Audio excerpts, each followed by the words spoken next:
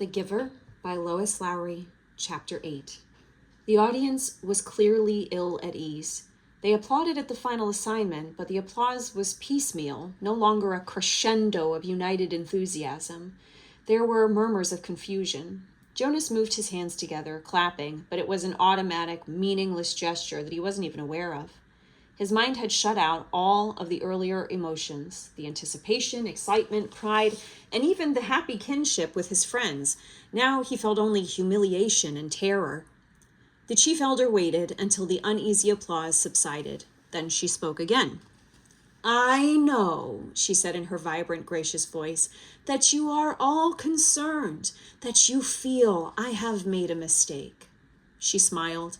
The community, relieved from its discomfort very slightly by her benign statement, seemed to breathe more easily. It was very silent. Jonas looked up. "I have caused you anxiety," she said. "I apologize to my community." Her voice flowed over the assembled crowd. "We accept your apology," they all uttered together. "Jonas," she said, looking down at him, "I apologize to you in particular. I caused you anguish." "I accept your apology," Jonas replied shakily. "Please come to the stage now." Earlier that day, dressing in his own dwelling, he had practiced the kind of jaunty, self-assured walk that he hoped he could make to the stage when his turn came.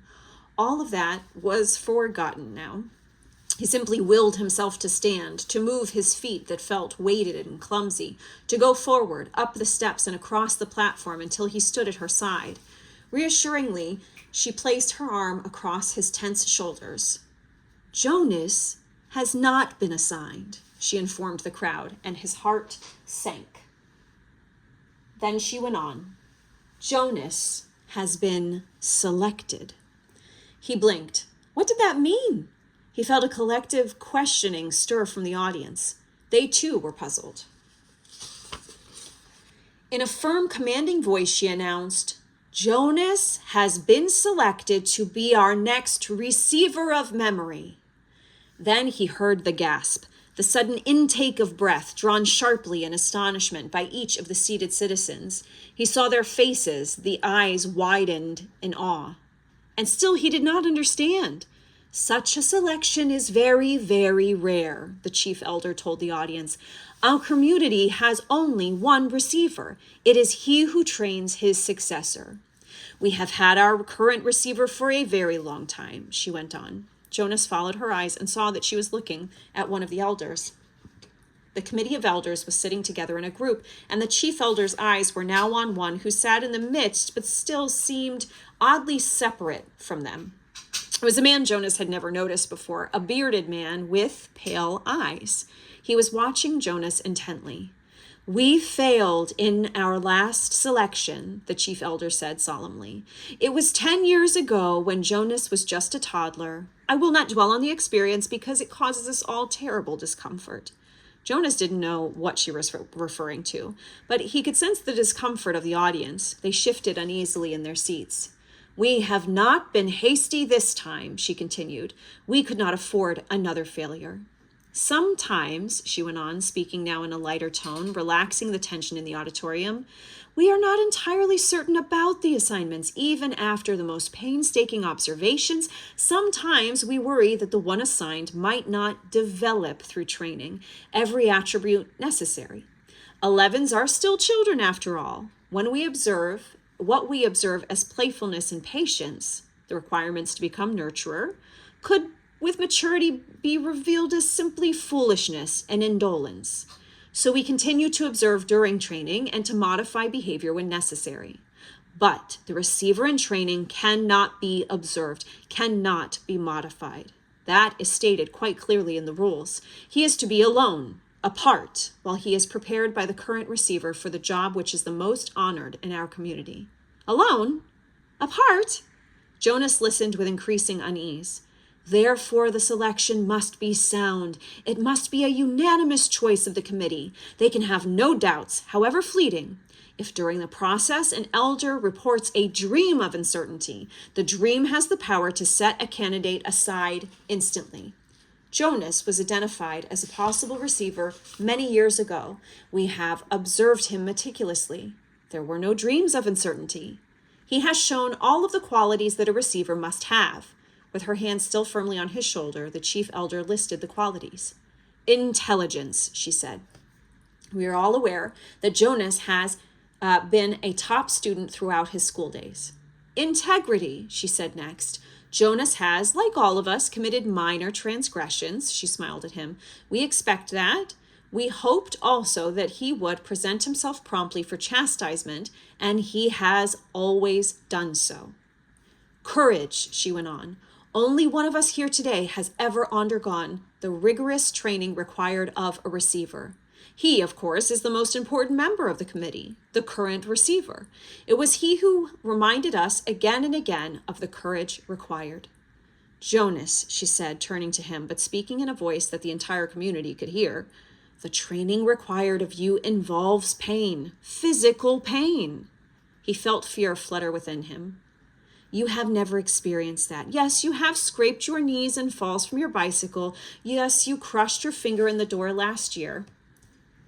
Jonas nodded, agreeing, and he recalled the incident and its accompanying misery. But you will be faced now, she explained gently, with pain of a magnitude that none of us here can comprehend because it is beyond our experience. The receiver himself was not able to describe it, only to remind us that you would be faced with it, that you would need immense courage. We cannot prepare you for that, but we feel certain that you are brave, she said to him. He did not feel brave at all, not now. The fourth essential attribute, the chief elder said, is wisdom. Jonas has not yet acquired that. The acquisition of wisdom will come through his training. We are convinced that Jonas has the ability to acquire wisdom. That is what we looked for. Finally, the receiver must have one more quality, and it is one which I can only name but not describe. I do not understand it. The members of the community will not understand it either. Perhaps Jonas will, because the current receiver has told us that Jonas already has this quality. He calls it the capacity to see beyond. The chief elder looked at Jonas with a question in her eyes. The audience watched him too. They were silent. For a moment he froze, consumed with despair. He didn't have it, whatever she had said. He didn't know what it was.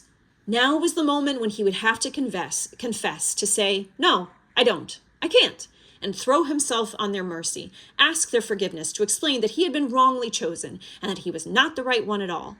But when he looked out across the crowd, the sea of faces, the thing happened again, the thing that had happened with the apple. They changed. He blinked and it was gone. His shoulders straightened slightly. Briefly, he felt a tiny sliver of sureness for the first time. She was still watching him. They all were. I think it's true, he told the chief elder in the community. I don't understand it yet. I don't know what it is, but sometimes I see something, and maybe it's beyond.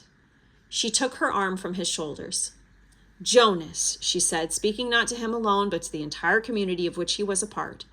You will be trained to be our next receiver of memory. We thank you for your childhood.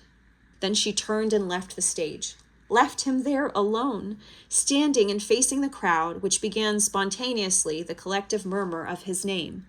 Jonas. It was a whisper at first, hushed, barely audible.